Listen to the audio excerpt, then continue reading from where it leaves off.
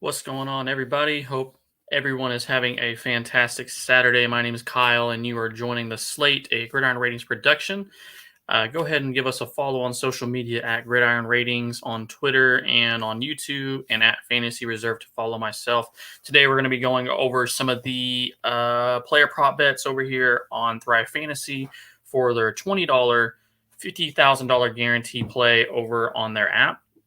If you haven't signed up before, go ahead and head over to the App Store or to their website, download the app, and when you use promo code GR2021, they will give you a 100% deposit up to $100. So far here at Gridiron Ratings, we've done pretty well for ourselves.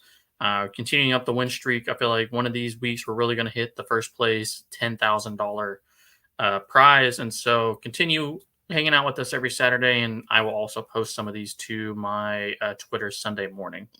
So let's go ahead and go over some of the picks that we're going to be looking at today. So first up, we have Tom Brady over under 297.5 passing yards. The over is actually favored, and I went ahead and took the under on this one. They're playing at home against Miami. If you look at what Tom Brady has had to do the last few weeks, he had that massive 432 passing yard game against the Rams. Other than that, he's been hitting the under. 269 passing yards against New England last week, 276 against Atlanta. And then obviously that Dallas game was a shootout in week one. But I expect this Tampa Bay defense to be as dominant as it always has been. I don't think Tom Brady's going to have to throw the ball as much. He can easily end up with 4 passing touchdowns. And I still think is going to be a very, very viable fantasy quarterback for you this week. But I don't think he's going to have to put up the yardage, especially with Tua still being out. Brissett has been fine, but I don't expect them to be able to keep up with the Buccaneers, especially for how dominant that defense has been the last few weeks. So I'm going to go ahead and take the under on that on 297.5 passing yards. That will give us the under for 105 points. Just enjoying some Knob Creek this fine Saturday, watching some OU Texas. As soon as we're done with the stream, I'll be getting back to that. It's been a heck of a shootout if you haven't been able to see it. Dalvin Cook versus Detroit. Minnesota's at home, 94.5 rushing yards. Cook coming off that injury. I'm not really sure how much he's going to be playing. The under is actually favored on this. He only had 34 passing yards against Cleveland last week, but Cleveland has a pretty good run game. 2 weeks ago against Arizona, or 3 weeks ago against Arizona, 131 rushing yards, and then 61 against Cincinnati in that week one loss where they really underperformed. I'm kind of avoiding this one for my top 10 picks, but I think I'm going to agree with the props here and take the under. I just don't know how healthy he's actually going to be. Madison's probably going to be involved. If he doesn't get some big 30-yard run, which he's very capable of doing, I think he's going to be kind of put on a pitch count. And so I'm going to take the under on that as well. Devontae Adams, 93.5 receiving yards versus Cincinnati. Outside of week one, it's pretty much been the Aaron Rodgers show. Aaron Rodgers has been doing his thing. They've been passing through the air. I fully expect Devontae Adams to once again hit the over on this. And so it is a clean 50-50 split for 100 points. So I'm taking the over on 93.5 receiving yards against Cincinnati, who has been pretty good on offense outside of that Thursday night game against Jacksonville where they were dead for that first half. I feel like a lot of people still have that in their memory. But other than that, they will be putting up a lot of points against Green Bay. And so I'm going to be taking the over on that. Only 64 receiving yards last week against Pittsburgh. That was kind of a weird game. I think he's going to have a fine bounce back week. 23.5 completions for Aaron Rodgers. I'm avoiding this one, but I would take the over. The over is actually favored for 85 points and the under for 115. Against Cincinnati again. Cincinnati has actually had a decent. They stopped Dalvin Cook in week one. They really couldn't stop James Robinson in week 3, and then again, I just think this is going to be more of a shootout. Cincinnati's probably going to put up some points pretty quickly. Aaron Rodgers is going to have to be able to keep up. So 23.5, I'm agreeing with the over, but again, I'm avoiding that. Now I got one of these big ones here. Terry McLaurin, 7.5 receptions. Sorry, 7.5 receptions. That just whole sentence came out wrong. Going to be difficult here. I think I agree with the under. The under is actually favored for 85 points. So again, I'm avoiding this one. I don't think it's enough points to take the risk on it because, a few weeks ago he had 11, but other than that, he's had 4, 4, and 6 this season. They're playing against New Orleans, who has a pretty good defense. If Marshawn Lattimore is lined up against him, I don't expect him to have that. So I would agree with the under, but I'm going to go ahead and avoid this one.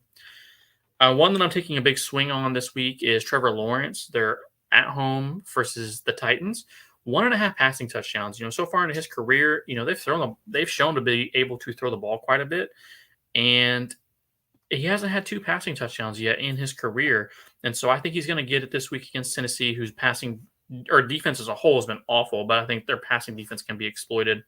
For 120 points, I'm going to go ahead and take the over on that.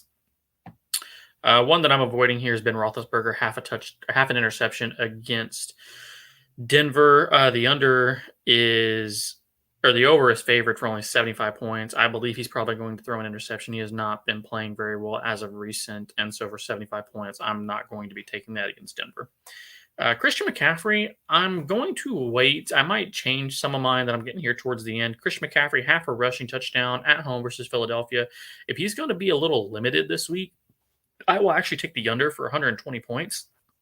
The over is favored for 80 points. I just don't know how much he's going to be playing. I think, he's been practicing a little bit this week. We'll have to check injury reports and practice reports coming into Sunday morning and see how much they plan on utilizing him. But if they say he's going to be a 50-50 with Chuba, I'm probably going to take the under. 120 points for a rushing touchdown against Philadelphia defense that they're not very good against the run. So they're not very good on defense at all. But I think, for 120 points on a limited player who's going to be seeing maybe 60% of the running back snaps, I think is worth the risk. This one I'm taking the under on is the next one. Keenan Allen, half a receiving touchdown versus Cleveland. He's actually favored to have a receiving touchdown. I think, the analytics just say he's only caught 1 receiving touchdown all season. Cleveland's, secondary is a little vulnerable. They think Justin Herbert, as good as he is, and I believe he is that good. But for 110 points, touchdowns are kind of fluky. It could easily be Mike Williams. It could easily be Jared Cook or Austin Eckler. I'm going to go ahead and take the under on this. Justin Herbert, 310.5 total yards. I'm going to take the over. The under is actually favored. Again, Cleveland has a pretty good run defense, and I think Austin Eckler is going to be utilized a lot in the passing game, as he always is. 310.5 passing and rushing yards. You're talking about one, 15, 20-yard rush from Justin Herbert, which is very, very likely in a scramble situation. And, it's just very good probability for me, especially for 105 points. I'm definitely going to be taking that.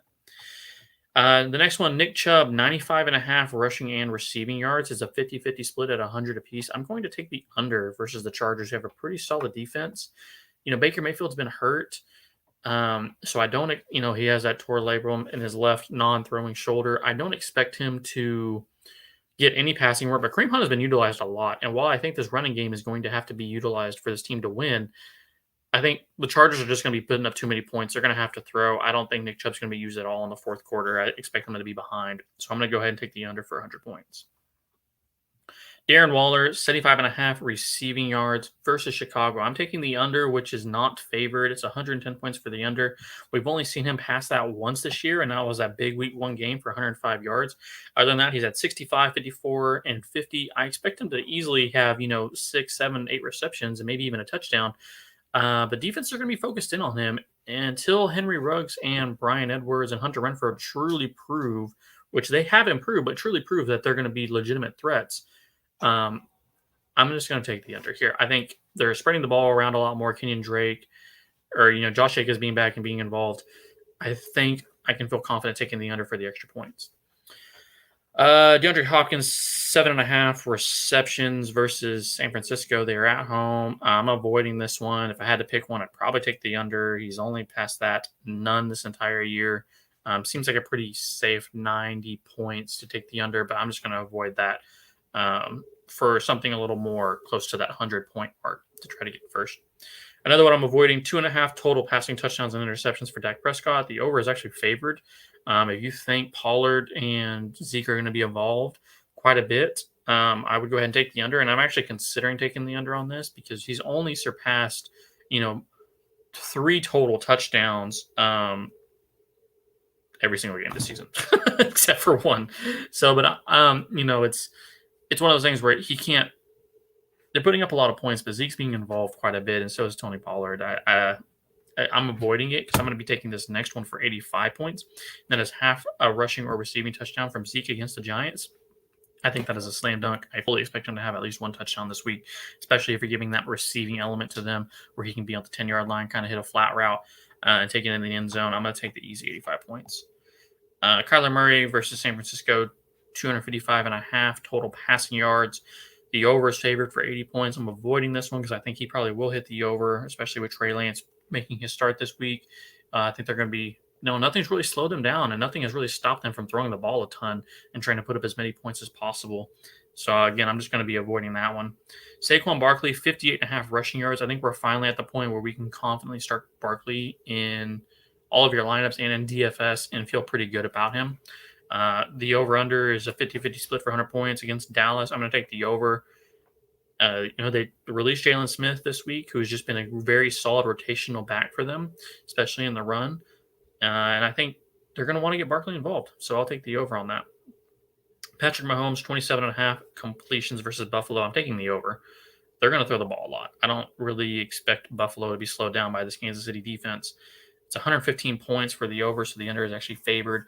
It feels relatively like, okay, yeah, that could easily happen. If you kind of look at where he's been at for the year, 24 completions, 27, 24, 27. Again, Buffalo throws the ball a ton. I think they're going to put up a lot of points. I think they're going to be trying to throw the ball to put up a lot of points on Buffalo, who has a pretty solid defense, pretty good run defense. So, again, I'm going Patrick Mahomes over 27.5 completions. I think he hits it this week. Travis Kelce, 88.5 receiving yards. The over is favored. I would take the over versus Buffalo. Again, I think it's going to be a very high-scoring game like Vegas predicts. I think they're going to be putting up a lot of points. I think Tyreek Hill, Travis Kelce, all these guys are going to be utilized to the best of their abilities. And, yeah, I would take the over for 90. And then the last one, I'm just avoiding Stephon Diggs. 1.5 total receiving touchdowns. It's kind of one of those flyer picks. The under is favored for 70. So really no point in kind of taking that unless you just want the free 70 points, which maybe he could hit the 2 receiving touchdown mark. But for myself, I'm not going to be doing that. So again, we've kind of noticed where the sweet spot is. We can get at least 6 of these with high points. We know we're cashing 7 of these. We know we're going to be at least almost doubling up, hitting for $20 buy-in, at least hitting $35-40. James over here asking a question. Trade Hopkins and Gibson for Diggs and Edmonds. I have Hopkins, Godwin, Lockett, Henry, and Henderson. At this point, especially if you're in a full PPR league, I would rather have Edmonds than Gibson. If you're, that's so tough. Yeah, I'm a big Chase Edmonds fan. I've been on like the train all week, and I think he's going to be a high RB2. It's so hard with Gibson because they just don't utilize him in the passing game the way they should. Like the whole coming from a receiver out of college and becoming a running back, you'd be like, hey, he has good hands. He knows how to work the field. Let's get him the ball involved. And now he has this injury where it's something with his shin or something. And it's just like, man, do I really want to be involved in that? I think Diggs has just been off to a slow start, and Josh Allen looked to have turned it around last week. So if you're really needing the help, you have Henry and Henderson. Henderson and Edmonds are kind of the same guy for me. That's tough, man. You have Godwin and Lockett. Lockett should have had like 2 receiving touchdowns on Thursday. If you watched that game, he was wide open twice and just got penalized on the defense and overthrown. I think Diggs and Hawkins are pretty 50-50. I'm going to go ahead and take Diggs and Edmonds. I'm going to take the PPR upside for Edmonds, who, he's a little banged up this week, but it's not long-term. So even if he has a slow week, I think he'll be better over Gibson. As far as Diggs and Hopkins, that Cardinals offense, they just spread the ball around. Like you look at AJ Green had some pretty good weeks. Rondale Moore had a good first 2 weeks. And Lockett, yeah, it's going to suck. Like if I had DK Metcalf, I would be like, I'm fine. Like Geno Smith looked to lock on. Like I think when you put in a backup quarterback like Geno Smith, and we're kind of getting off track here, but I just wanted to kind of bring this up, and you see who the number one option is in an offense, right? Like it's clearly DK Metcalf. When he took over after Russ got hurt, DK Metcalf was the true wide receiver 1. And I think it just kind of tells more about Russell Wilson and how good he actually is as a quarterback, where he's able to look at multiple layers of this offense and trying to just get to the open guy, because Lockett is clearly not the wide receiver 1. I know it's a small sample size, only about a quarter and a half for Tyler Lockett, but DK Metcalf was the guy. He was the one that was getting all the targets at the end of the game. So I would be worried about Lockett. But as far as this specific trade, I think Diggs just had a slow start. Hawkins had that amazing, week 1 with 2 touchdowns. I'm about to look up his stats real quick to see how he's been doing. I know he's going to be solid. They're pretty 50-50, but I think having Edmonds over Gibson and PPR at this point. Yeah, I mean, you look at, DeAndre Hopkins, he's had 1 touchdown since, 4 receptions for 54 yards, 3 for 21, 4 for 67. They just push the ball around. They have so many weapons, and I actually was like forced into starting Christian Kirk last week, and he did not a thing. So that was disappointing. But yeah, it's just one of those things. It's just an offense. It's kind of the college offense, right? Where DeAndre Hopkins is the true wide receiver 1. He's going to have wide receiver overall 1 games, but they just spread the ball around. They run 3 or 4 wide more than almost anyone in the entire NFL. Yeah, it's just rough. I mean, having that Murray stack, I understand completely. But at this point, you have the Murray stack with Edmonds, right? I mean, Edmonds catches the ball more than anything. Unfortunately, James Conner gets in between the 15-yard line and the goal line. But yeah, I think just having Diggs, who if you look at had a little bit of a slower start, but I expect Diggs to really catch up. He's been completely solid. 15, 18, 12, and 19 points in the first 4 weeks. Last week, 13, 8, 10, and 10 targets. I mean, do you want the stack with DeAndre Hopkins, and you at this point really need him to have a touchdown when he's only getting 8, 4, 6, and 7 targets? Or would you rather have Diggs, who's had 10 targets twice already this year and no games under 8 targets? And I think, Diggs is a little bit more of a better route runner, more of a bit of explosive guy, while Hawkins is more of a end zone, red zone guy. He's a big body guy who always catches the ball. So at this point, I don't think the stack truly matters because you're getting another Cardinal in Edmonds who just catches the ball. Like that's where he's utilized in the middle of the field, especially in 2-minute warnings. If you look at what Edmonds has done, he's had 4, 5, 8, and 5 targets.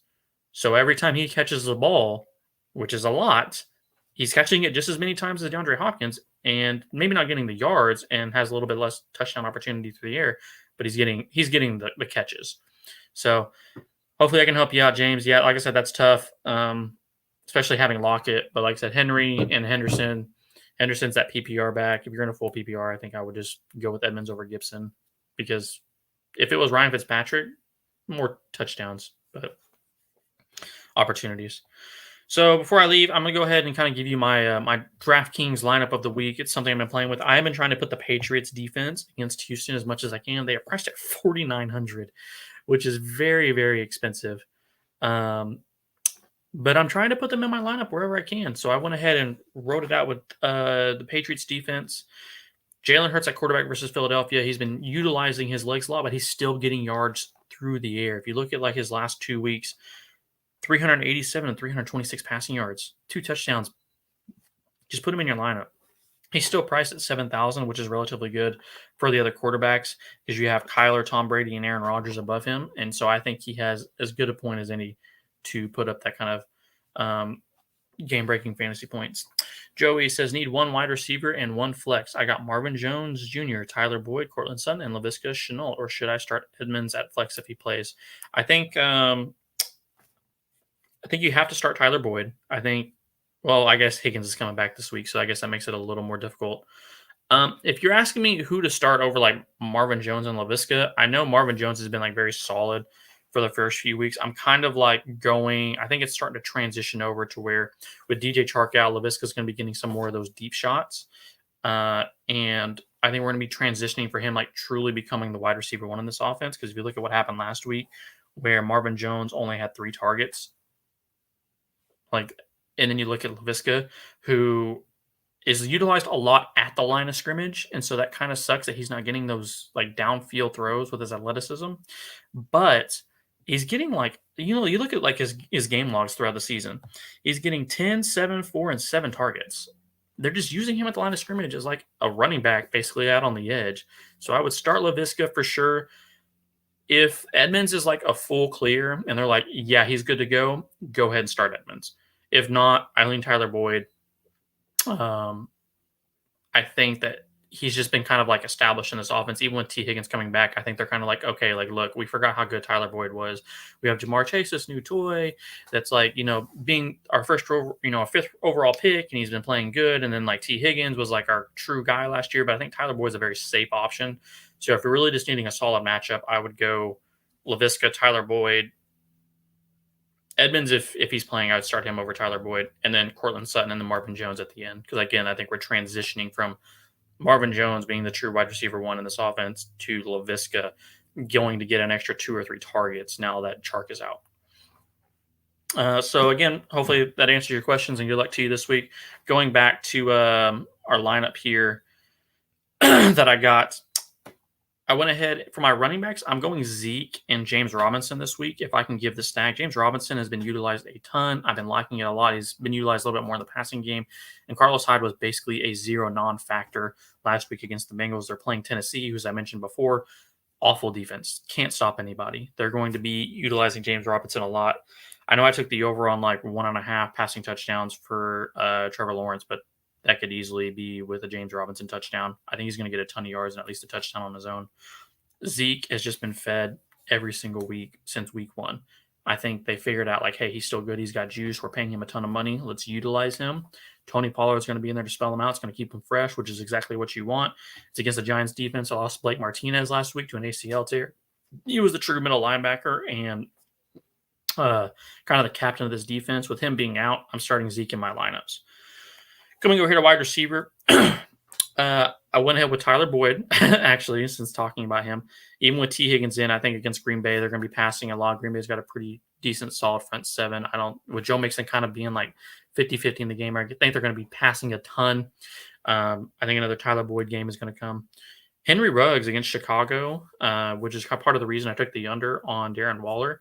Henry Ruggs has really been showing out. Like, he's getting like 2 or 3 deep shots a game from Derek Carr, who is like one of the more accurate deep passers according to statistics in the NFL. And he didn't hit last week against the Chargers, but in week 3 against Miami, he had 4 for 78. In week 2 against Pittsburgh, he had 5 for 113. And in week 1 against Baltimore, he had 2 for 46. So he's getting the deep shots. It's just, do they connect? And against Chicago, I think it's going to connect. They have a very solid front seven. Again, Jacobs coming back. He's still off that injury. Don't know how much he's going to be utilized. So I'm putting Henry Ruggs. I think it's going to be a big game. At my last wide receiver here is Antonio Brown against Miami. He's just priced at 5,200. I think he's had a very good price. With Gronk still being out, it's going to be a bunch of these wide receivers. And I think a good opportunity for him to catch a touchdown this week with, Godwin and Mike Evans kind of being the true like wide receiver ones in this offense. They have some very good defensive backs. Xavier Howard over out there. I think he's going to be covering a lot of Chris Godwin and Mike Evans. I think Antonio Brown's going to be utilized a lot and is just going to be wide open for plenty of opportunities this week. I wouldn't be surprised if he caught 7 or 8 passes. And then at tight end, I'm going Mike Gesicki. Mike Gesicki is like Jacoby Brissett's best friend.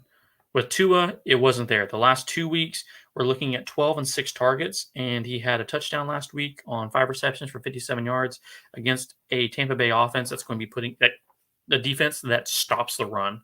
Like, I think the prop bet right now for like Malcolm Brown is like 20.5 rushing yards, who's the backup running back on like Underdog Fantasy, and I'm taking the under easily. So I expect Mike Gesicki to, again, 8, 9, 10 targets. Let's have 5, 6, 7 receptions. Let's try to get a touchdown because that, with Antoine Winfield, who's a little banged up this week for the Tampa Bay Buccaneers, it's just, Carlton Davis is out as well. So that secondary is banged up. You're going to have a lot of opportunities there for Waddle and Gesicki. I think that's where you're going to really have a make or break. He's only priced at 4,200. And, like I said, I'm putting him in almost all of my lineups, a good 50% of my DFS lineups. So, you can go ahead and follow me on Twitter at Fantasy Reserve if you have any questions. I'll answer DMs, or I will, I'll retweet polls if you have like start sit questions or answer anything you guys need. I'm always here. Hopefully everyone has a good Saturday. Again, use promo code GR2021 at Thrive Fantasy, and they'll give you a 100% match on your up to $100. And I post those every Sunday morning for my picks after they get finalized. So hopefully everyone has a good weekend, and I'm going to go back and watch the rest of this Texas OU game. Hopefully I didn't miss anything good. See you guys.